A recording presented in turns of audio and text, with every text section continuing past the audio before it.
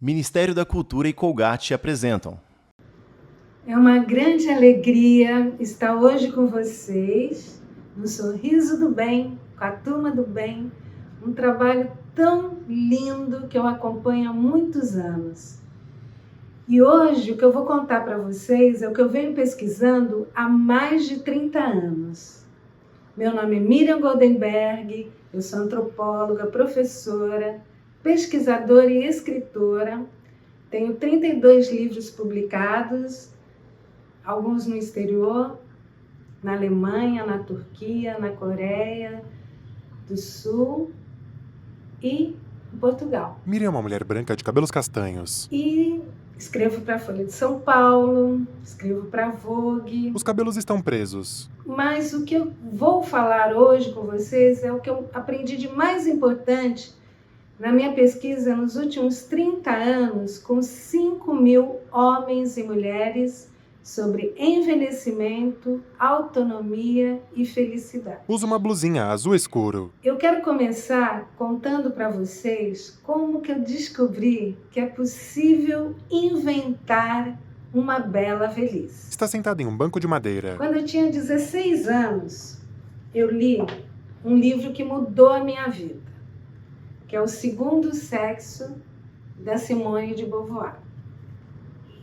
Nesse livro, a Simone de Beauvoir já dizia que a mulher, quando envelhece, vira um monstro que causa repugnância para todo mundo, inclusive para ela mesma. Mas ela dizia também que é na última fase da vida que as mulheres podem encontrar um caminho de libertação. Eu li esse livro quando eu tinha 16 anos. Vocês imaginem a minha alegria de Segura um livrinho. escrever um texto de apresentação desse livro quando o Segundo Sexo comemorou 70 anos, em 2019. Mostra o livro aberto. E o título do meu artigo, que apresenta essa edição comemorativa, se chama Ninguém Nasce Livre, Torna-se Livre. Liberdade A capa do livro é cor-de-rosa. é Ela o coloca de lado. a melhor rima para felicidade, principalmente na maturidade. Um pouquinho depois, Pega um livro bem grosso. eu li toda a obra de Simone de Beauvoir. Li e reli. Até que eu cheguei nesse livro, A Velhice. Na capa há uma senhora sentada em uma poltrona. São 711 páginas que mostram que envelhecer é viver uma fase de miséria, de crueldade e de muita violência física, psicológica e simbólica, inclusive ou até principalmente dentro das nossas próprias casas e famílias. A Simone de Beauvoir, nesse livro, que é muito cruel, diz que envelhecer é se tornar um cadáver ambulante. Eu li esse livro quando eu tinha 20 anos e eu falei, eu não quero envelhecer. É muito ruim envelhecer. No entanto, esse tema, desde os meus 20 anos, nunca me abandonou. E eu li e reli, e dei aula, e fiz cursos sobre a velhice.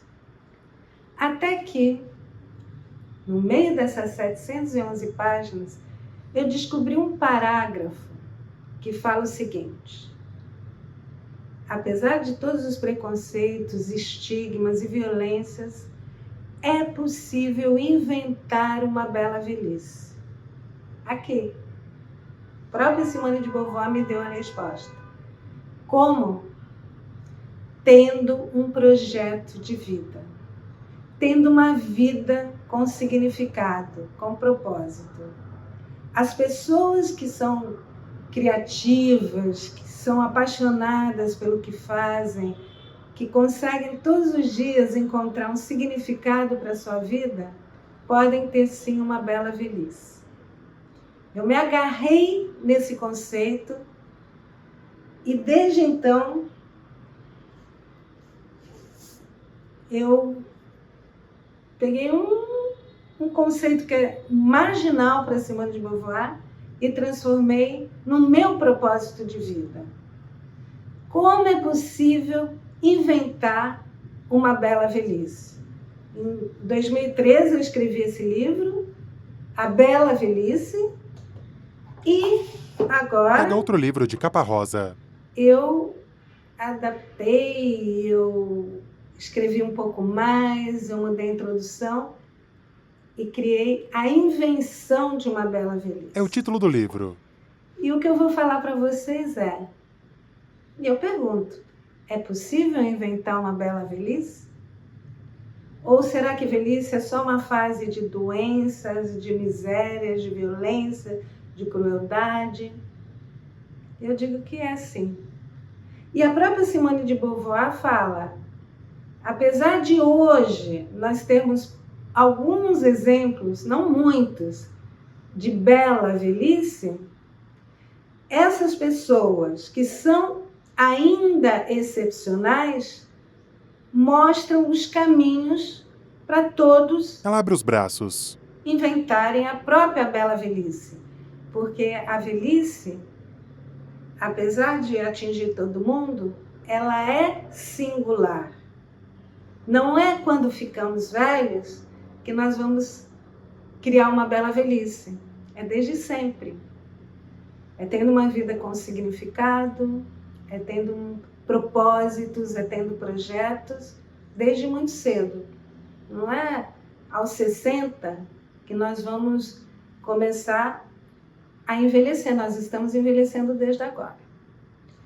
E para vocês entenderem o que é essa bela velhice, eu quero falar para vocês sobre uma pesquisa realizada no mundo inteiro, em 80 países, com 2 milhões de pessoas, inclusive aqui no Brasil, que falou sobre felicidade. Miriam gesticula. E economistas descobriram que a felicidade tem um formato de uma letra U. Ela fica com as mãos esticadas à frente do corpo. Quando nascemos, Abre e fecha a mão esquerda. em média, não todos, estamos no ápice da felicidade, porque recebemos todo o carinho, alimento, amor, proteção, segurança que precisamos. Ao longo da vida, a felicidade começa a cair. Você começa a ter dificuldades, começa a receber não, começa a ter problemas, começa a se comparar, começa a sentir faltas, você tem muitas angústias, tem muitas dúvidas, a felicidade vai caindo na adolescência, depois na vida adulta, até que a felicidade chega no mais baixo nível, em média, em todos os países pesquisados, em torno dos 45 anos. Depois, como a felicidade tem o formato de uma letra U, ela começa a subir. Ela sobe o braço. Vai subindo, subindo. Aos 70, 80 anos, se você tiver saúde, se tiver condições financeiras, em média, você pode ser tão feliz quanto uma criança. O mais interessante é que antes de eu conhecer essa curva da felicidade, eu encontrei uma curva da felicidade nas minhas pesquisas com 5.000 homens e mulheres.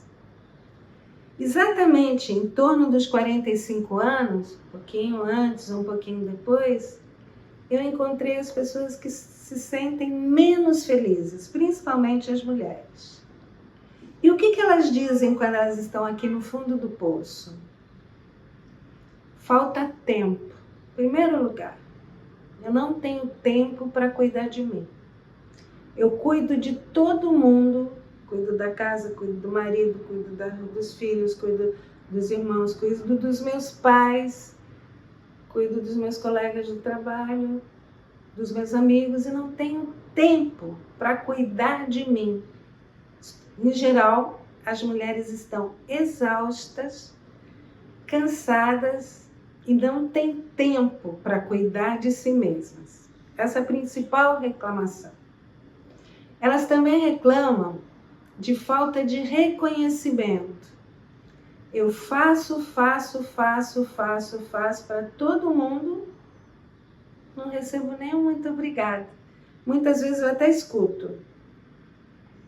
Não faz mais do que a sua obrigação como mãe, como esposa, como filha, como profissional. Elas também falam de falta de reciprocidade. Elas sentem que dão muito mais do que recebem. Às vezes não recebem nada.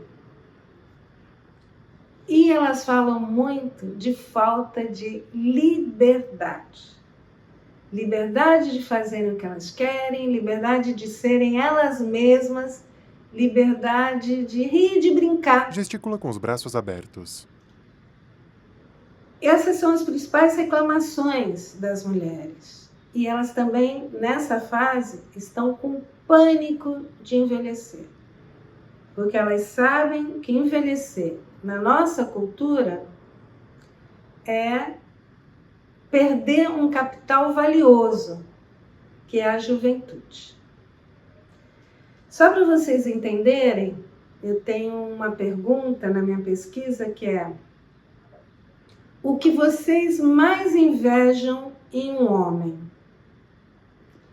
E as mulheres respondem: liberdade em primeiro lugar. Elas invejam a liberdade dos homens, liberdade. Em segundo lugar, elas dizem liberdade de fazer xixi em pé. É algo que elas invejam muito. Mas a liberdade sexual, liberdade de movimento, liberdade de envelhecer em paz, liberdade com o próprio corpo, liberdade de sair na rua a hora que quiser, liberdade. Quando eu pergunto para elas o que elas mais invejam nas mulheres, elas dizem corpo, beleza, magreza, sensualidade, tudo muito relacionado ao corpo. Eu pergunto aos homens o que vocês mais invejam nas mulheres, sabe o que eles responderam? Nada. É o que eles mais invejam. E é uma pergunta que eu quero deixar para vocês. Por que será que na nossa cultura as mulheres invejam tanto a liberdade masculina e os homens invejam absolutamente nada nas mulheres? Liberdade é algo que aparece muito na minha pesquisa. No entanto, quando sobe essa curva da felicidade, 50, 60, 70, as mulheres não falam mais tanto de falta de liberdade. E muda um pouco o conceito, principalmente quanto mais velha a pessoa fica. Aí homens e mulheres falam muito mais de autonomia. O que as pessoas mais velhas mais valorizam é o respeito à autonomia. E aí eu preciso contar para vocês que há mais de 30 anos eu pesquiso homens e mulheres de mais de 60, 70, 80, 90. Mas desde 2015, a minha pesquisa está concentrada em homens e mulheres de 90 a 100 anos. E aí, então, a palavra autonomia ganha uma força maior ainda. São homens e mulheres que estão lúcidos, ativos, alguns moram sozinhos, são independentes. Eu pesquiso pessoas que não têm nenhum tipo de doença grave, seja física ou mental. E são essas pessoas que falam cada vez mais de autonomia como valor principal no envelhecimento. É importante que eu diga para vocês que homens e mulheres têm medo de envelhecer. As mulheres falam muito mais sobre os medos, mas os homens também têm medo. Mas são medos completamente diferentes. As mulheres têm medo da invisibilidade, da decadência do corpo. Ela toca os braços. E tem medo também da falta de liberdade.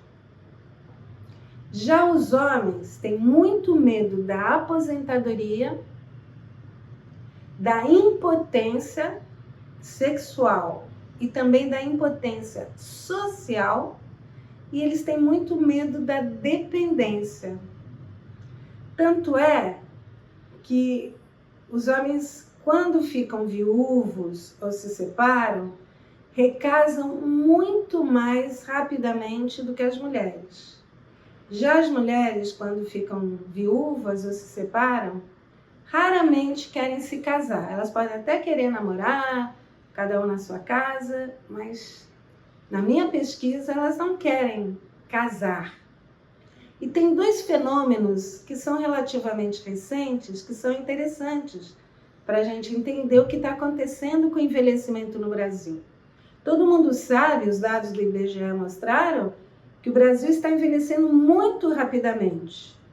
Que logo, daqui a alguns anos, nós vamos ter muito mais pessoas de mais de 60 anos do que crianças e jovens. Só que, culturalmente, nós acreditamos que o país é um país de jovens. Nós não mudamos ainda o olhar sobre essa realidade. A realidade é que o país já é um país de velhos, ou de mais velhos, vamos dizer assim. E dois fenômenos são interessantes nessa mudança, nessa transformação tão rápida. O primeiro, que é a chamada geração sanduíche. Pela primeira vez, nós temos homens e mulheres na faixa dos 50, 60 anos que cuidam dos pais, que os pais estão vivos. Eu tenho muitos pesquisados de mais de 90 anos que têm filhos de 70 e de 60. Cuidam da família, né, do marido, dos filhos, dos próprios filhos, e tem netos. É uma geração ensanduichada. Cuida para cima e cuida para baixo, às vezes até de bisnetos. Né? Eu tenho várias na minha pesquisa que tem bisnetos. Eu tenho na minha pesquisa mulheres na faixa dos 60 anos que cuidam dos pais, que têm filhos que moram com elas, que têm netos e que estão recasando agora. Estão começando um novo relacionamento agora. Essa geração está ensanduichada, porque ela ainda trabalha, ainda cuida do corpo, ainda faz exercício, ainda viaja, ainda faz cursos. É uma novidade no Brasil. E temos também um outro fenômeno que é muito forte no Brasil, que é o divórcio grisalho. Que são pessoas de mais de 50, mais de 60 anos que estão se separando. Algumas vezes para ter novos relacionamentos, muitas vezes porque querem liberdade. Em geral, são as mulheres que se separam. São elas que querem tempo para cuidar de si. E elas se separam. Não por uma traição ou por um grande problema, não, porque elas querem liberdade. E isso ajuda a entender por que a curva da felicidade pode subir. Primeiro lugar, homens e mulheres podem ganhar com o envelhecimento. Não quer dizer que todos ganhem. Sorri. O que as mulheres dizem que ganham com o envelhecimento?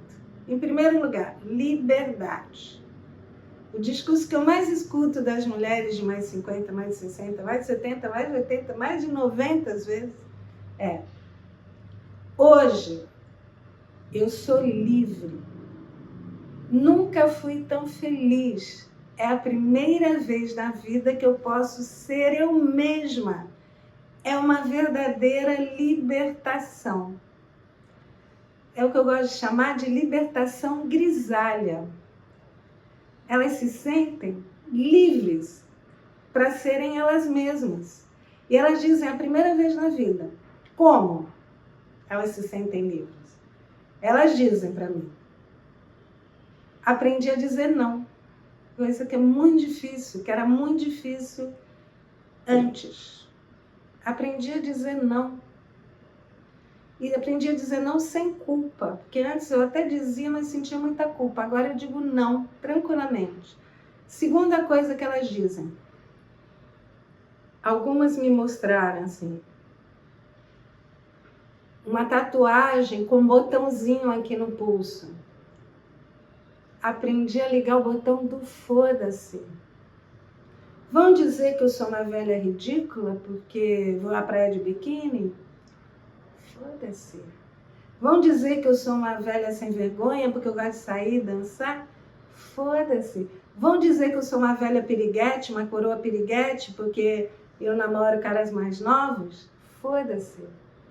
Muitas dizem, esse botão é o botão da libertação, o botão da libertação grisalha. Foda-se o que os outros vão dizer, foda-se os preconceitos, foda-se os estigmas, eu vou ser eu mesma. O que eu quero dizer para vocês é que esse botão é simbólico. Elas não dizem foda-se para cá, foda-se para lá, não, elas são muito elegantes. É um foda-se interno. Isso foi um grande aprendizado para mim. Às vezes o foda-se é para nós mesmos. Por exemplo, eu vou para a praia e meu filho, mãe, você está toda pelancuda, não se enxerga? Elas sorriem, foda-se, e vão para a praia de biquíni. Vão usar burca, né? Como a Beth Faria falou, aos 73 anos, a vida inteira eu fui para a praia de biquíni, agora querem que eu use burca? E o interessante é que quando ela foi para a praia de biquíni, quem mais atacou na internet o fato dela usar biquíni foram as próprias mulheres. Esse foda-se é também para nós. Fiquei velha, não posso mais usar biquíni, não posso mais usar roupa justa, não posso usar mais franja, não posso usar mais cabelo comprido, não posso mais isso, não posso aquilo. É um monte de regras que nós achamos que temos que seguir, mas queremos seguir? Foda-se. Outra coisa que elas falam muito, que é importantíssima para a libertação grisalha: parar de se comparar. A comparação é o pior veneno para a felicidade. Fulana tá magra, que é uma coisa que as mulheres mais falam. Eu não consigo emagrecer. Ou fulana tá viajando com o marido rico e eu aqui trabalhando. A comparação é um veneno para a felicidade. Ser eu mesma é parar de se comparar. E para isso é muito importante algo que elas também me ensinaram: deletar os vampiros emocionais. Sabe aquelas pessoas que só de chegar perto vocês já se sentem mal? Aquelas pessoas que sugam a nossa energia, a nossa alegria de viver, a nossa espontaneidade, a nossa autenticidade, que fazem elogios do tipo: você é tão linda de rosto, por que você não emagrece? Ou então, por que você não faz um preenchimento? Você vai ficar 10 anos mais nova e você não quer fazer. Ou então você deixa o cabelo branco, ela, nossa, te envelhece tanto. E você pinta o cabelo. Por que você pinta o cabelo? Quer dizer, os vampiros emocionais são todas aquelas pessoas que não só criticam, às vezes até te elogiam, mas de uma forma que faz com que você se sinta muito mal. Outra coisa que eu aprendi para uma bela velhice. Ela fecha e abre os olhos lentamente. A importância da amizade. Não sei se vocês sabem, mas tem um dado muito cruel. Aqui no Brasil, mais de 51% da violência contra as pessoas mais velhas é praticada pelos próprios filhos e filhas. Mais de 10% pelos netos, netas, genros, noras, às vezes cônjuges. A violência contra os mais velhos está dentro das nossas casas. Nem sempre essa casa, essa família, é o lugar do amor, do afeto, da proteção. Muito pelo contrário. E aí que entra a importância dos amigos e das amigas. Vocês querem ter uma bela velhice? Invistam desde cedo nas amizades. Ou então, como eu agora, os meus melhores amigos, todos têm 98, 99, 100 anos. São as pessoas que me ensinam a ter coragem, que me ensinam a ter sabedoria, que me apoiam, que me ajudam. Todo mundo acha que são os mais jovens que cuidam dos mais velhos. Não. Os mais velhos também podem e querem e precisam cuidar.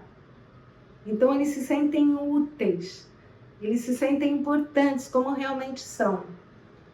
E uma das principais queixas dos mais velhos que eu venho pesquisando é que filhos, filhas, às vezes tratam como se eles fossem crianças, no diminutivo, ou então dando ordens do que eles podem fazer, do que eles devem fazer, dando bronca, né? Como diz a minha amiga Thaís, que tem 99 anos, lúcida, ativa, compra tudo pelo celular, está aprendendo italiano pelo aplicativo, é a melhor aluna do curso.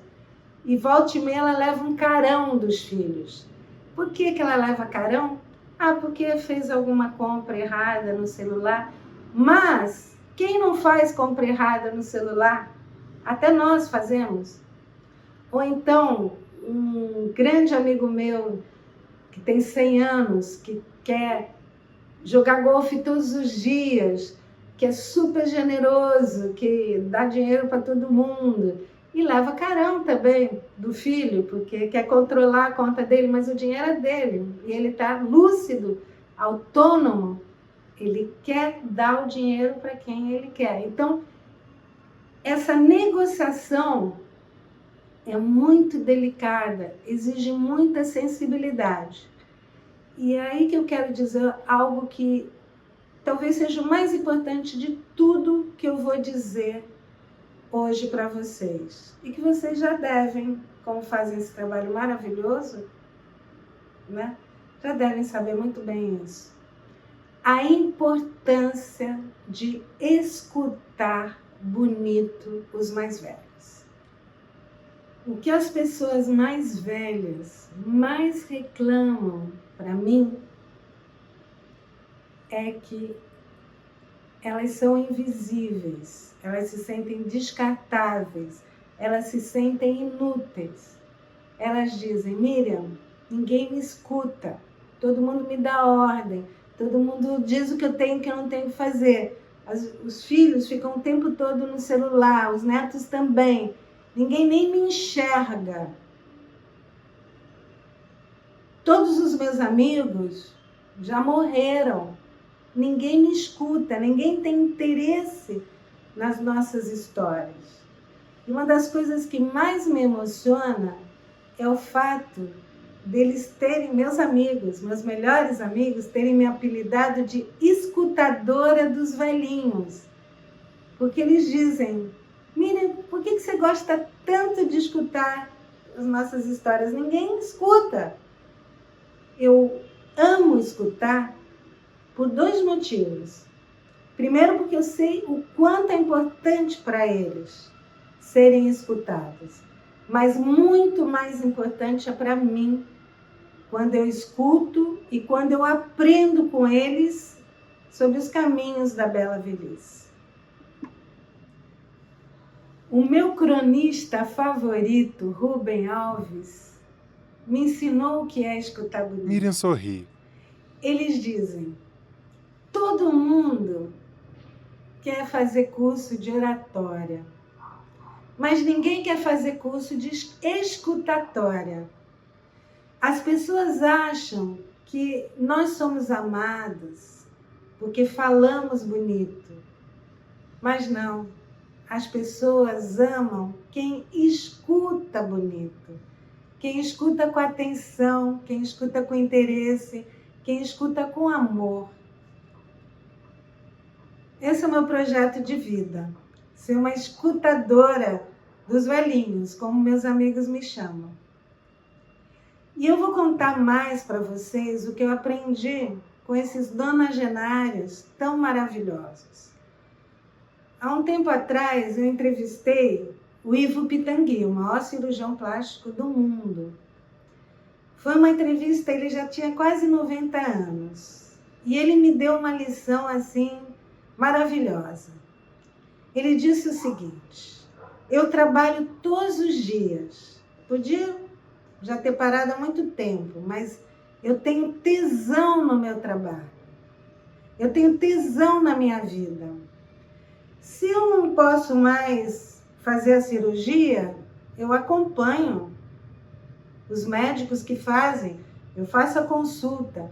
Se eu não posso mais mergulhar e ficar 1 hora, eu mergulho um pouquinho. Se eu não posso mais correr, eu caminho. Se eu não posso mais tomar um vinho inteiro, eu tomo uma taça. E a frase, que era o slogan dele, é: eu não preciso mais, mas eu quero. Eu tenho muito tesão na vida.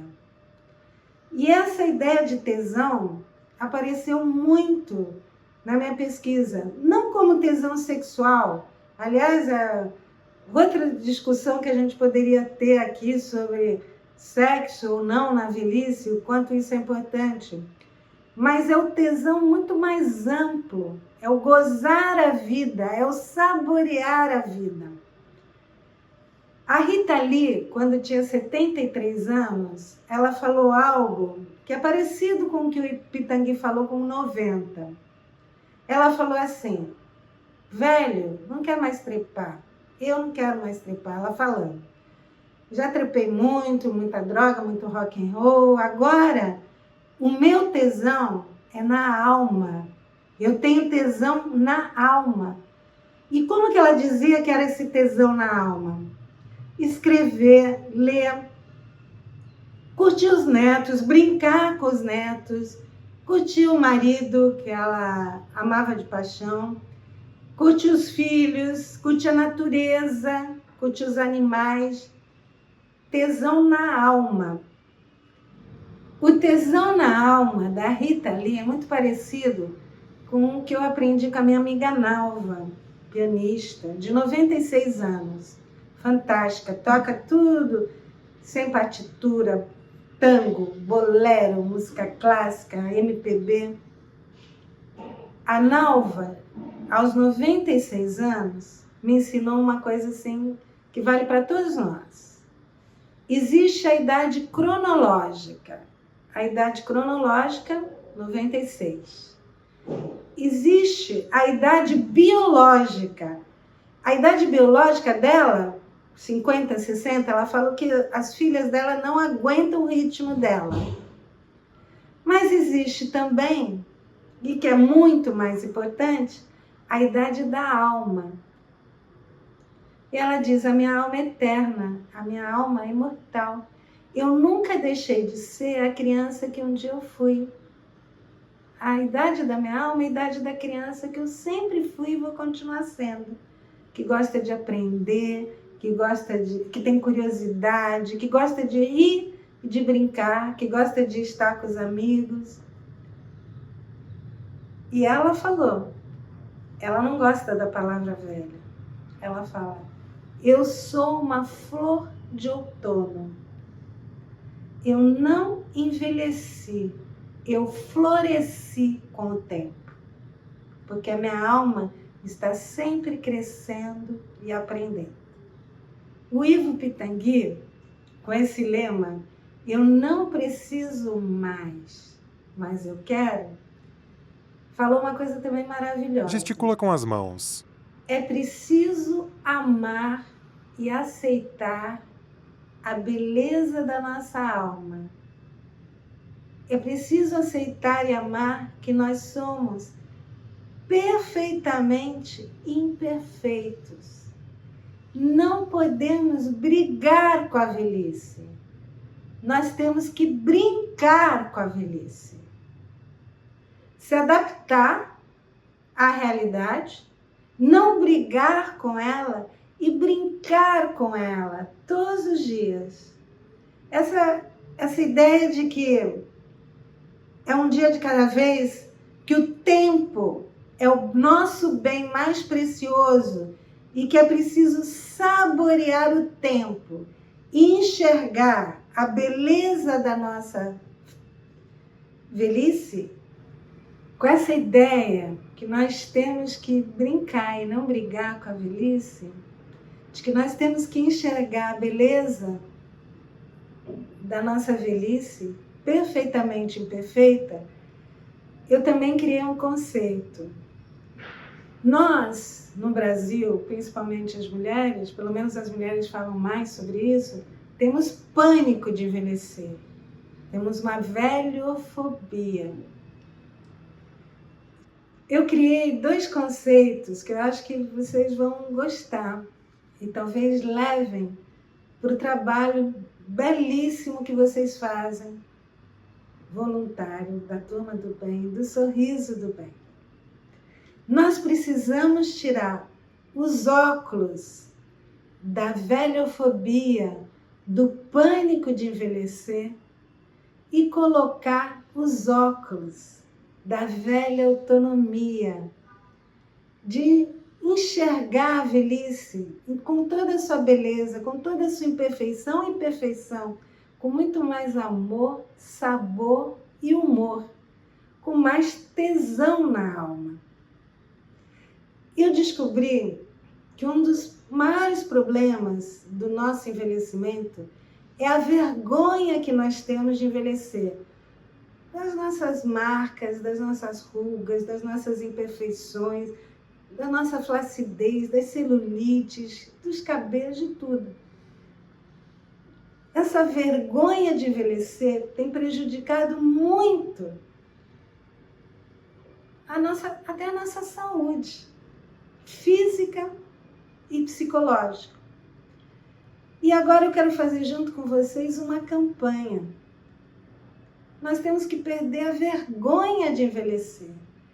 Gozar a velhice com toda a plenitude. Ter mais tesão na alma. Pega um livro de capa roxa. E por isso, meu livro mais recente se chama Arte de Gozar. Gozar a velhice, gozar a maturidade, não é o que eu faço na cama, se eu namoro, se eu não namoro, é muito mais do que isso. Pode ser até isso também, mas é muito mais do que isso. Sorri largamente. E por isso eu queria que vocês da Turma do Bem fizessem parte do meu movimento. O movimento das velhas sem vergonha. Abre o livro. E eu escrevi o Manifesto das Velhas Sem Vergonhas. Eu vou ler só um trechinho para vocês. Vocês podem entrar no meu Instagram, se inscrever, vão ganhar carteirinha, vão ser militantes da Turma do Bem e das Velhas Sem Vergonhas. A velha sem vergonha está se divertindo com tudo o que conquistou com a maturidade. Liberdade, felicidade, beleza, autonomia, alegria, amor, amizade, sucesso, poder, coragem e muito mais. A velha sem vergonha quer rir, brincar, gozar, dançar, cantar, viajar, curtir as amigas e os amores, cuidar da saúde, ter qualidade de vida e muito mais. A velha sem vergonha descobriu que a felicidade não está no corpo perfeito, na família perfeita, no trabalho perfeito, na vida perfeita, mas na coragem de ser ela mesma. A velha sem vergonha sabe que não deve jamais se comparar a outras mulheres, porque cada mulher é única, especial e incomparável. A velha sem vergonha não sente inveja da juventude, pois sabe que a jovem de hoje é a velha de amanhã. A velha sem vergonha não tem medo de ser xingada de velha ridícula, pois já descobriu que é uma delícia ser uma velha ridícula. A velha sem vergonha aprendeu a ligar o botão do foda-se para o que os outros pensam e passou a ter a coragem de dizer não. Nós, velhas sem vergonhas, convocamos todas as mulheres que estão cansadas de sofrer com os próprios medos, preconceitos e inseguranças a se unirem ao nosso grito de guerra. Velhas sem vergonhas unidas, jamais serão vencidas. Fodam-se as rugas, as celulites e os quilos a mais. Miriam sorri e fecha o livro. Eu quero terminar junto com vocês, a turma do bem, no momento que nós precisamos tanto do bem, com essa convocação. Vamos envelhecer com muito mais sabor, amor, humor e enxergando a beleza das nossas imperfeições. Viva a libertação grisalha! Viva a revolução da bela velhice! Miriam sorri e tudo escurece. Logo sobre fundo branco. Lei de Incentivo à Cultura. Lei Rouanet. Patrocínio. Colgate. Realização TDB. Ministério da Cultura. Governo Federal. Brasil. União e Reconstrução.